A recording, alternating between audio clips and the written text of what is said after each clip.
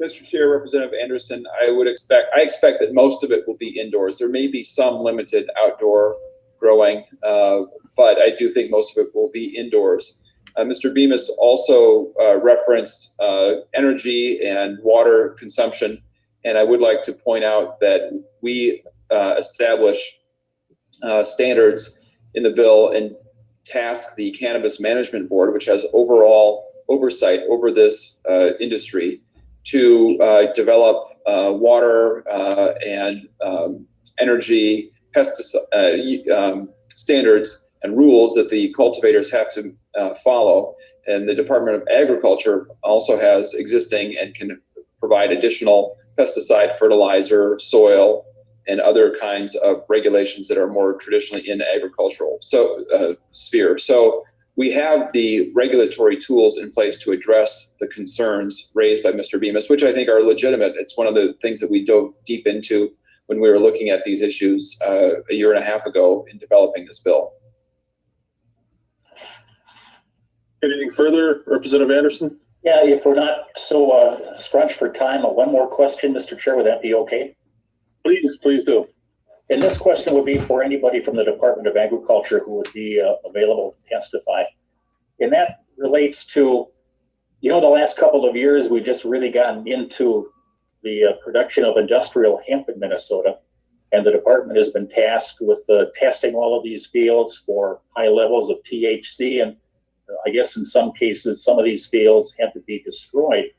So I'd like to get the department's feel here, or what they feel about moving into this entirely new industry.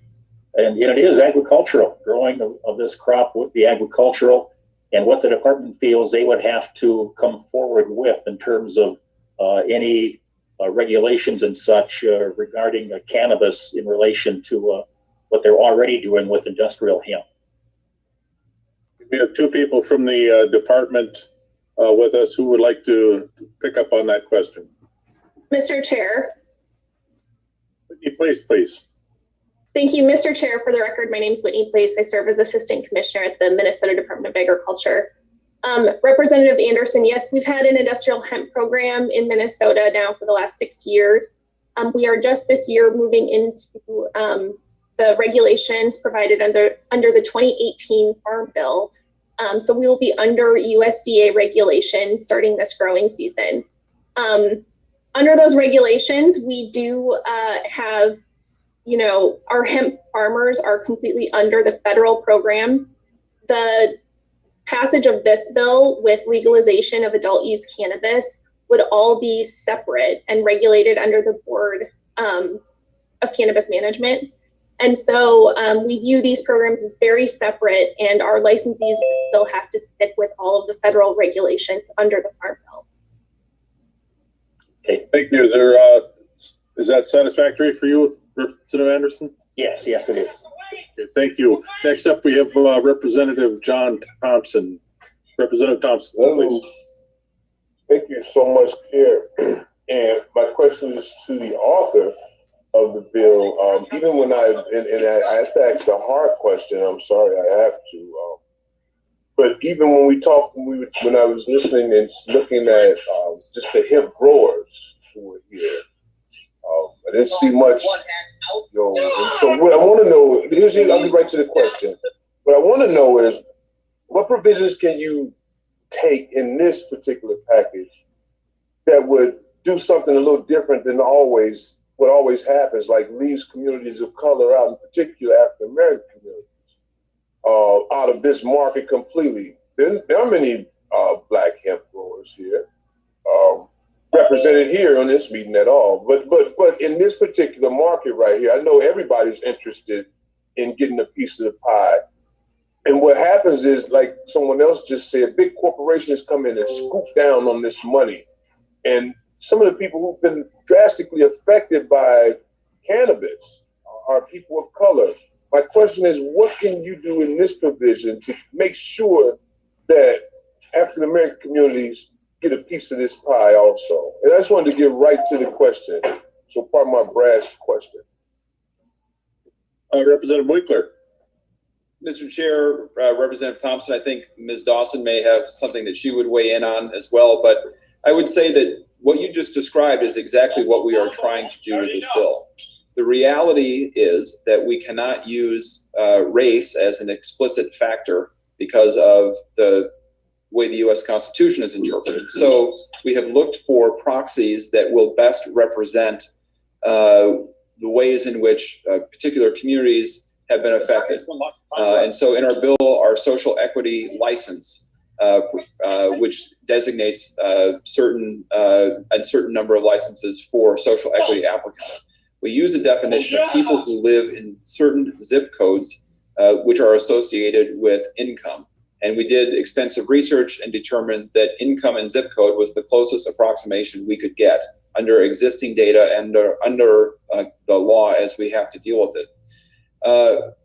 We also create a task for the Cannabis Management Board to do research and determine through data which communities have been most heavily policed for purposes of drug law enforcement. And so with that data, they can then better target those communities, not only for the social equity applicants that I described, but also for community grants. We put money back into those communities directly, not just for getting into the cannabis business, but for other community development purposes. So that's, on top of that, capital, access to capital is one of the biggest barriers. It's a barrier that is reflective of our racial disparities in Minnesota. So that's why we put appropriations in the bill for access to capital from state sources for people who are starting at the beginning. And if we focus on having smaller businesses, that means you need less capitalization to start. So you are effectively creating an opportunity for people with less access to capital to get a foothold in the marketplace earlier than others. So it's the bill reflects the work of a lot of people, including people on this committee, who really dove deep into these issues to figure out what is the state of the art, what's the best that we can do under the Constitution, what are the barriers that exist, how can we overcome them, and then how can we do so in a way that is something that can be implemented and carried forward and learn lessons from other states. Thank you, Representative Winkler. We're running up against the clock. So I guess the next hand up was Nathan Nelson. Representative Nelson, please. Let's be concise with our questions and answers. All right, thank you, Mr. Chair. And I guess my question would be, I don't know if the MDA or the author of this would be the correct one for it, but thinking of farm programs and the U.S. Farm Bill, and under the programs there, how would this work? Right now, it's the designation between a Class 1 and Class 2 drug. For those farms that want to get into this that are in the farm program, would they be in violation of any of the rulemaking there, and how would that be handled? Representative Winkler, please. Mr. Chair, when it comes to federal regulations under the Farm Bill, I would like to phone a friend, probably the Department of Agriculture. Okay, who from the department would like to answer briefly? Mr. Chair, Whitney Place again, Assistant Commissioner. Please proceed. Thank you, Mr. Chair and Representative Nelson. Yes, I think in other states, we've seen people who both want to participate in agriculture, from a regular conventional crop standpoint, and additionally add cannabis to their cropping system. They've set up separate entities so that they can continue to participate in those federal programs. There are still some issues that need to be worked out, as it pertains to things like banking and access to credit for a crop that is illegal at the federal level. But other states have worked those things out, and I'm confident we could do so through the Board of Cannabis Management with this. Okay, thank you. Is there a follow-up, Representative Nelson?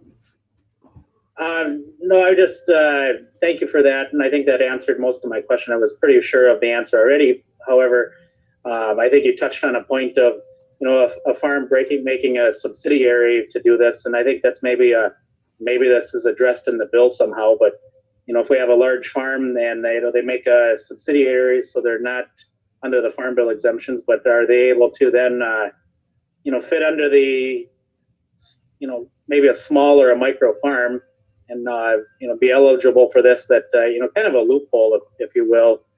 And that's something that probably should be looked at. Thank you. Representative Lippert, please. Thank you, Mr. Chair, and thank you, Leader Winkler, for bringing this important bill forward and for your work. My question is for Ms. Dawson. I was very interested in your focus on addressing racial equity in agriculture, also in addressing rural poverty, and believe you made the statement, this is an opportunity for a just and equitable beginning in this industry. I'm wondering if you could talk more about the opportunities that you see if we pass this bill in 5 years. What sort of opportunities do you see for your co-op, for the people that you're working with, or other communities that you want to work with? Thank you for the question. Dawson. You can hear me? Yes, thank you. The opportunities are really boundless. I went and studied this model that I created here at the co-op. I did some research first in Southern Oregon and just really looked at the small town that I worked at and to study the model, and saw the economic development just in that small area. Very much reminded me of Pine County in terms of the employment rates, the poverty rates there, the lack of fresh food and local food there. And so when I actually saw that there, and I actually saw the community changing with the legalization, and saw the high schools getting funded, and saw the roads getting repaired in that community, that's what really kind of drove my commitment here to start the 40-acre co-op for Minnesota. Because in Pine County in particular, the issues that we have with the lack of grocery stores and the conditions of our roads, and really with not a whole lot of prospects for change for the young people here. And even just with what I've been able to do now with the little resources that we've had, I've already employed about 10 people locally here in the community. So if we really had a legal operation that we could scale up, and we could, even do some integration, some fully integrated models, it would really make a big difference here for the local economy. Farmers are looking for it. Thank you very much. Next up, Representative Lewick, I'll try to press upon you the need for brevity. Representative Lewick, please. Thank you, Mr. Chair. And, is this a question for the bill author? It appears on the requirements for cannabis transporting licensing operations, there's a provision that states all vehicles used by cannabis transporter must be fully electric. Is that your intention that this goes into effect in the very near future, that that would be the only vehicle that would be allowed? It'd have to be fully electric? Representative Winkler, please. Mr. Chair, Representative Lewick, I am open to negotiation on that point. That is what the bill currently states. Well, thank you. Representative Lewick. Thank you, Mr. I would suggest that that would be a deal killer for anybody this day and age. It's hard enough to start a business without going out and buying one of the more very expensive vehicles out there, and particularly with the kind of transportation miles we have to deal with in Minnesota. So anyway, thank you. Mr. Chair, if I might, I think Representative Lewick.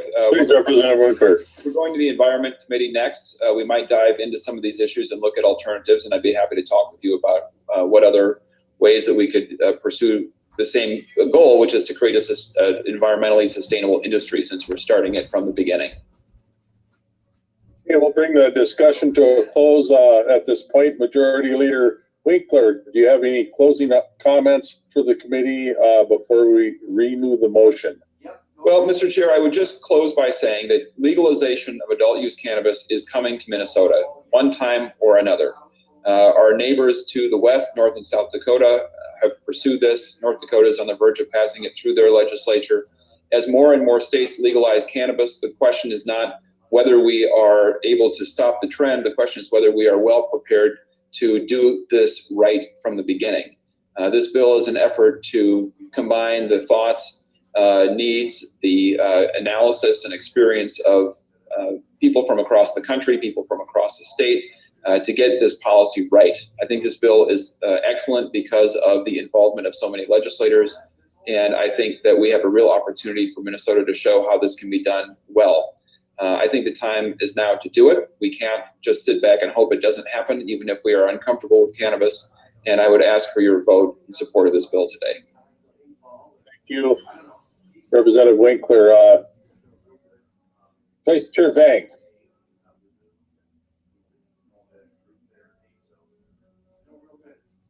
Would you like to renew your motion?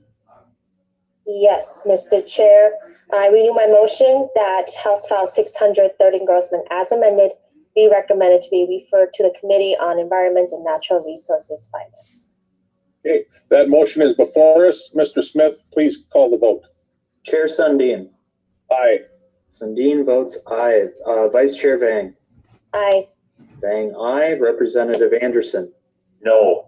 Anderson, no. Representative Burkle. Burkle, no. Burkle, no. Representative Eklund. Aye. Eklund, aye. Representative Hansen R. Hanson R, aye. Hansen R, aye. Representative Hansen J. Hanson J. Aye. Hansen J, aye. Representative Cleaborn. Born aye. Cleaborn, aye. Representative Lippert. Lippert, aye. Lippert, aye. Representative Lewick. Lewick, no. Lewick, no. Representative Miller. Miller, no. Miller, no. Representative Nelson. Nelson, no. Nelson, no. Representative Thompson. Thompson, aye. Thompson, aye. That's 8 ayes and 5 nays, Mr. Chair. Okay, thank you, Mr. Smith. On a vote of 8 to 5, that motion prevails and the bill as amended is on to its next stop. Just a reminder that there will be additional testimony offered, so keep an eye on your emails for that. Thanks to everyone. Next up is House File 2147, Representative There you go, Anderson everybody. on County Pass Ag that Inspector committee. grants. So we have 15 minutes for this bill. Representative Anderson, proceed, please. Thanks, Mr. Chair, and it shouldn't take that long. This is a simple bill, straightforward.